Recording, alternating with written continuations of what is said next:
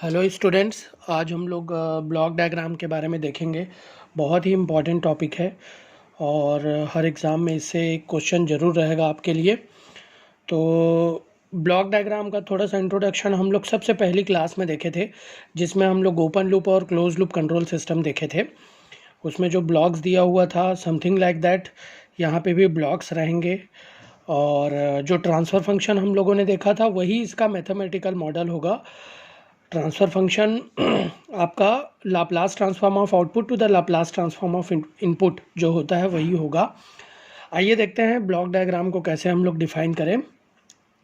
So a schematic diagram containing all components and their connections completely which is characterized by a transfer function that is the relation between output and input in S domain। यहाँ पे एक schematic diagram रहेगा और different type के components रहेंगे जो आपस में कम्प्लीटली कैरेक्टराइज्ड होके कनेक्ट होंगे। तो कौन कौन से ऐसे कंपोनेंट हैं जो एक दूसरे से कनेक्शन के लिए रिक्वायर्ड है? तो सबसे पहले हम लोग देख सकते हैं यहाँ पे कंपोनेंट दिया हुआ है। आप लोग देख सकते हैं यहाँ पे एक समिंग पॉइंट है। इस समिंग पॉइंट पे दो इनपुट है, ए और बी। तो आउटपुट जनरेट हो रहा है c is equal to a plus b. अब प्लस क्यों हुआ? क्योंकि दोनों इनपुट यहाँ पे पॉजिटिव साइन है।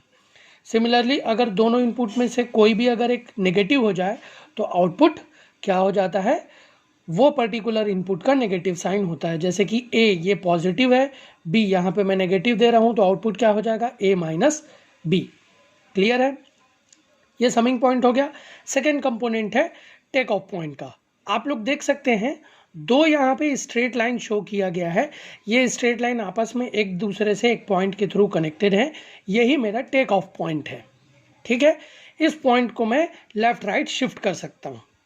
कैसे करेंगे वो हम लोग आगे आने वाले रूल में देखेंगे। तीसरा है मेरा ओपन लूप। ओपन लूप में आप देख सकते हैं सिंपल एक इनपुट है, एक आउटपुट है, बीच में एक ब्लॉक है जीएस और इनपुट आर एस है और आउटपुट सी एस है। एस जो है वो S domain that is Laplace domain है। अगर मैं इसका ट्रांसफर फंक्शन लूँ, मतलब आउटपुट बाय इनपुट कर दूँ, तो मेरा ट्रांसफर फंक्शन निकल जाता है। तो यहाँ पे सिर्फ एक ही ब्लॉक है जीएस, तो output by input C S by R S equal to G S हो जाता है। सिमिलरली यहाँ पे आप लोग देख सकते हैं एक क्लोज लूप यहाँ पे शो किया गया है। क्लोज लूप दैट मीन्स यहाँ पे एक इनपुट है, समिंग पॉइंट है, फिर एक फॉरवर्ड ब्लॉक है दैट इज जीएस, फिर एक रिवर्स ब्लॉक है। रिवर्स ब्लॉक मतलब bringing back output to the input. Bringing back output to the input, output को वापस इनपुट में लाना ही क्या कहलाएगा? फीडबैक। तो यहाँ पे एक फीडबैक पाथ है दैट इज एच एस। तो इसका जब मैं ट्रांसफर फंक्शन लिखता हूँ C S by R S, तो ये हो जाता है C S by R S equal to G S upon feedback में जो साइन दिया रहूंगा उसका अपोजिट साइन हो जाएगा। सपोज ये प्लस और माइनस साइन में दिया हूं, तो अगर प्लस दिया हूं तो माइनस हो जाएगा, है ना, और अगर माइनस दिया हूं तो प्लस हो जाएगा। तो ये हो जाएगा G S divided by 1 opposite sign of feedback into forward block opposite sign of feedback, then multiplication of forward block and feedback block. तो आप लोग देख सकते हैं G S upon 1 minus plus G S into H S. इसके बाद आगे हम लोग देखते हैं कि कितने टाइप के रूल्स जो हैं वो ब्लॉक डायग्राम में यूज होते हैं। ये तो सारे कंपोनेंट हो गए, तो टोटल यहाँ पे 10 रूल यूज होगा, है ना। 10 रूल में हम लोग देख सकते हैं, यहाँ पे मैं लिखा हुआ हूँ सारे रूल्स को और डिस्क्राइब करूंगा वन बाय वन। तो सबसे पहले सीरीज आप लोग देख सकते हैं, इनपुट है आर एस, आउटपुट है सी एस, जी एस, जी वन एस और जी टू एस, दो ब्लॉक हैं। तो सीरीज में रहने पे जो रेशियो है हमारा इनपुट और आउटपुट का वो मल्टीप्लाई हो जाता है। तो G one s into G two s आप लोग देख सकते हैं, G one s multiplied by G two s single block से शो किया गया है। सेकेंड है अपना पैरेलल। तो पैरेलल में आप लोग देख सकते हैं 3 ब्लॉक्स हैं यहाँ पे, G1S पॉजिटिव है, G2S नेगेटिव है और G3S पॉजिटिव है। ध्यान देने वाली बात यह है कि तीनों ब्लॉक फॉरवर्ड डायरेक्शन में रहेंगे। फॉरवर्ड डायरेक्शन मतलब इनपुट से आउटपुट की तरफ रहेंगे। जब सारे ब्लॉक फॉरवर्ड डायरेक्शन में रहेंगे और किसी समिंग पॉइंट पे एक्यूमुलेट होंगे, तो आप लोग बोल सकते हैं ब्लॉक्स आर इन पैरेलल। तो यहाँ पे G1S पॉजिटिव हो जाएगा, G2S नेगेटिव हो जाएगा और G3s फिर से पॉजिटिव हो जाएगा। तो इन तीनों ब्लॉक को एक सिंगल ब्लॉक में मैं चेंज कर सकता हूँ, that is G1s minus G2s plus G3s। इसको मैं लिख सकता हूँ CS/RS equal to G1s minus G2s plus G3s। फिर है फीडबैक, जैसा कि हम लोगों ने देखा था वहां और यहाँ पे एक ही डिफरेंस है कि यहाँ पे फीडबैक पाथ में कोई मैंने ब्लॉक नहीं लिया है। ब्लॉक नहीं लिया है दैट मीन्स वहाँ पे यूनिटी फीडबैक है। क्या है ये? यूनिटी फीडबैक, यूनिट है इसकी वैल्यू। तो सेम यहाँ मैंने पॉजिटिव साइन लिया, यहाँ फीडबैक में नेगेटिव साइन। तो ये सिंगल ब्लॉक में कैसे चेंज करेंगे? GS अपॉन नेगेटिव साइन है तो नेगेटिव का क्या हो जाएगा? पॉजिटिव। अगर यहाँ पॉजिटिव रहता तो यहाँ क्या हो जाता? Negative. GS into feedback, feedback 1 है यहाँ पे, ठीक है, इस तरीके से होगा। फोर्थ है मेरा moving take off point before the block.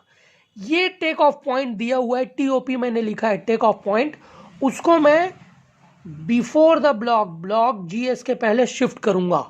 तो देखेंगे कैसा है कॉन्सेप्ट इसका। यहां से RS आ रहा है, RS into GS, RS into GS होके यही आउटपुट में चला जा रहा है, CS equal to RS into GS, और यही RS इंटू GS इधर भी आ रहा है। आउटपुट मेरा एट एनी कॉस्ट चेंज नहीं होना चाहिए। तो जब मैं इसको पहले शिफ्ट करता हूं ब्लॉक के, तो अगर पहले शिफ्ट कर दिया तो RS into GS, CS equal to RS into GS तो हो गया पहले जैसा। लेकिन यहाँ पे RS इंटू GS है, यहाँ पे क्या आ जाएगा? केवल RS आ जाएगा। लेकिन हमको क्या चाहिए? RS इंटू GS चाहिए, क्योंकि यहाँ से तो RS इंटू GS आ रहा था। तो मैं काम करूंगा इस वाले टेक ऑफ पॉइंट ब्रांच में एक GS मल्टीप्लाई कर दूंगा, तो ये RS इंटू क्या हो जाएगा? GS हो जाएगा।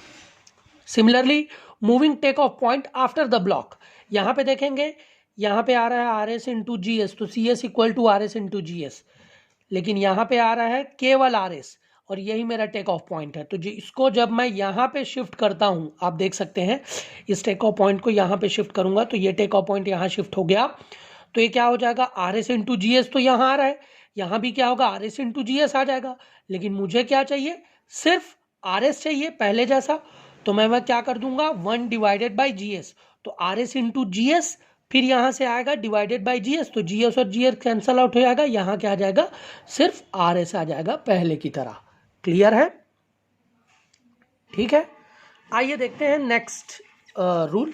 तो यहाँ पे आप देख सकते हैं सिक्स्थ रूल है आपका moving summing point before the block. Moving summing point before the block, take off point को बिफोर और आफ्टर मैंने शिफ्ट कर लिया है, अब समिंग पॉइंट को बिफोर और आफ्टर शिफ्ट करूंगा।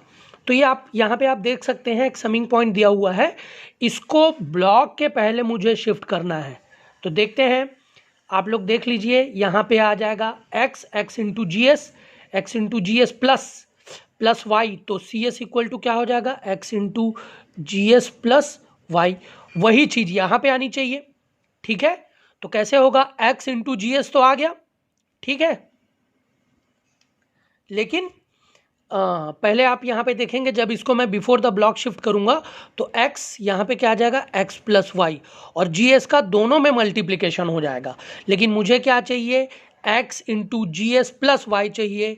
तो x into GS plus y करने के लिए मैं y में क्या कर दूंगा? y इनपुट में 1 अपॉन GS का मल्टीप्लिकेशन कर दूंगा, एक ब्लॉक ऐड कर दूंगा।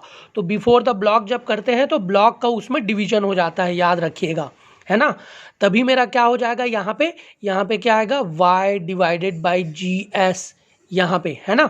और ये क्या हो जाएगा? x plus y divided by GS यहाँ पर हो जाएगा मेरा x plus y divided by GS। अब ये जब GS दोनों में मल्टीप्लाई होगा तो x into GS plus y हो जाएगा, ये हो जाएगा x into GS plus y GS divided by GS। तो ये GS cancel out, x GS plus y यहाँ पे बच जाएगा। तो output at any cost change नहीं होना चाहिए, यही हम लोग को देखना है, ध्यान में रखना है। नेक्स्ट हम लोग देख सकते हैं moving summing point after the block. तो जब ब्लॉक को हम लोग बाद में शिफ्ट करते हैं, समिंग पॉइंट को ब्लॉक के बाद शिफ्ट करते हैं, तो यहाँ पे आप लोग देख सकते हैं क्या आ रहा है? आउटपुट x प्लस वाई, यहाँ से x आ रहा है, यहाँ से y आ रहा है, इंटू GS हो रहा है। तो CS इक्वल टू क्या हो जाएगा? x plus y into GS, ये CS इक्वल टू हो गया। ये आउटपुट चेंज नहीं होना चाहिए। तो मैं क्या करूँगा, इसको जब शिफ्ट करता हूँ तो यहाँ से तो x इंटू जी एस आ गया, है ना, प्लस सिर्फ y आ रहा है अगर शिफ्ट करूँगा तो, लेकिन आना क्या चाहिए, y इंटू जी एस आना चाहिए। तो y के साथ एक ब्लॉक ऐड कर दूंगा जी एस, तो ये क्या हो जाएगा, C S equal to x G S plus y G S, पहले जैसा x plus y G S common निकाल सकते हैं। नेक्स्ट है मेरा 8th, interchanging to summing point. जब दो समिंग पॉइंट को हम लोग इंटरचेंज करते हैं तो ध्यान रखिएगा कोई फर्क नहीं पड़ता है, सिस्टम में एज इट इज रहता है। यहाँ से x इनपुट दे रहे हैं पॉजिटिव है, यहाँ से y इनपुट दे रहे हैं नेगेटिव है, तो ये क्या हो जाएगा x माइनस वाई। यहाँ से x माइनस वाई इनपुट है, यहाँ से z पॉजिटिव है, तो क्या हो जाएगा x minus y plus z। अगर दोनों को इंटरचेंज करूं तो क्या हो जाएगा, x यहाँ से इनपुट दे रहा हूँ z, ये यहाँ चला जाएगा, ठीक है, और ये यहाँ चला जाएगा, ठीक। तो x प्लस z और y तो नेगेटिव है माइनस वाई, रिजल्टेंट दोनों का सेम होगा। नेक्स्ट आप लोग देख सकते हैं moving take off point before the summing point. इस टेक ऑफ पॉइंट को बिफोर समिंग पॉइंट जब मैं करता हूं तो याद रखिएगा 9th और 10th रूल डिफिकल्ट होते हैं, इसको हम लोग तभी अप्लाई करेंगे जब हम लोग का प्रॉब्लम जो है वो सॉल्व नहीं होते रहेगा, ठीक है। तो इस टेक ऑफ पॉइंट को बिफोर द ब्लॉक जब मैं शिफ्ट करता हूं तो यहाँ पे एक नया टेक ऑफ पॉइंट जनरेट हो जाता है। आप लोग देख सकते हैं इस पॉइंट पे x प्लस वाई आ रहा है और यहाँ से x प्लस वाई जा रहा है। इसको जब मैं इधर शिफ्ट करूंगा तो यहाँ पे तो सिर्फ x आ गया, इस टेक ऑफ पॉइंट का आउटपुट क्या आएगा, x। लेकिन मुझे क्या चाहिए यहाँ पे x प्लस वाई, तो x प्लस वाई लाने के लिए एक और समिंग पॉइंट ऐड करूंगा और इसमें मैं y पॉजिटिव इनपुट दे दूंगा, तो x प्लस वाई यहाँ भी आ गया। यहाँ का आउटपुट इज इक्वल टू यहाँ का आउटपुट, आउटपुट चेंज नहीं होना चाहिए। Similarly moving take off point after the block, इस टेक ऑफ पॉइंट को आफ्टर द ब्लॉक जब मैं शिफ्ट करता हूं तो आप लोग देख सकते हैं यहाँ पे सिर्फ x इनपुट आ रहा है, यहाँ पे आ रहा है x और यहाँ से z, तो x प्लस z। जब इसको मैं इधर शिफ्ट करता हूं तो क्या आ जाएगा, यहां से x आ रहा है, यहां से z, तो ये क्या हो गया x प्लस z। तो यहां भी क्या आएगा x प्लस z, लेकिन मुझे z नहीं चाहिए, सिर्फ क्या चाहिए, x चाहिए। तो एक नेगेटिव z दे देता हूं, नेगेटिव z एक समिंग पॉइंट ऐड करके दे दूंगा, तो x plus z minus z क्या आ जाएगा, x आ जाएगा, और यहाँ पे x प्लस z तो आ ही रहा है। इस जो सीक्वेंस को मैं बताया हूँ पूरे ब्लॉक डायग्राम रिडक्शन मेथड में, जो भी सीक्वेंस मैंने बताया आप लोग को रूल, इसी रूल के साथ हम लोग को प्रॉब्लम को सॉल्व करना है और फाइनली हम लोग को output by input transfer function find out करना है। इसी ट्रांसफर फंक्शन के थ्रू हम लोग किसी भी ब्लॉक डायग्राम का मैथमेटिकल मॉडल निकाल सकते हैं, उसका फाइनल आउटपुट निकाल सकते हैं। नेक्स्ट क्लास में हम लोग ब्लॉक डायग्राम पे प्रॉब्लम देखेंगे, तब तक इस रूल को आप लोग कंफर्म करके अच्छे से नोट कर लेंगे।